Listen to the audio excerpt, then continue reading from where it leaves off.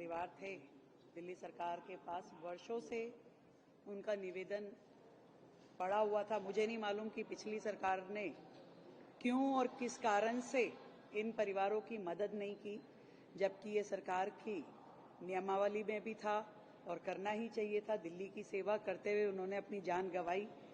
आप देख रहे थे, कोई डॉक्टर, कोई नर्स, कोई स्टाफ जो लोगों को ऑक्सीजन पहुंचा रहा था, कोई उनका घर में जाकर के ब्रीडिंग चेक कर रहा था।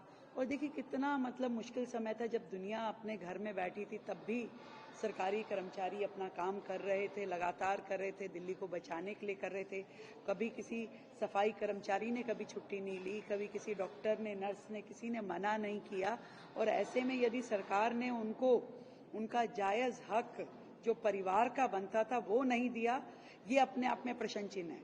किन चीजों में व्यस्त थी पिछली सरकार जो उनको ये ध्यान नहीं रहा, वर्षों तक उनको ये याद नहीं आया कि ये पैसे देने, और जबकि रोजाना उनके फाइनेंशियल डिसीजन होते थे, रोजाना वो अपने हित में तो अनेकों निर्णय लेते थे, परंतु आज सरकार के कर्मचारी जिन्होंने अपनी जान गंवाई, उनके हित में निर्णय लेते हुए उनको बहुत समय लग गया।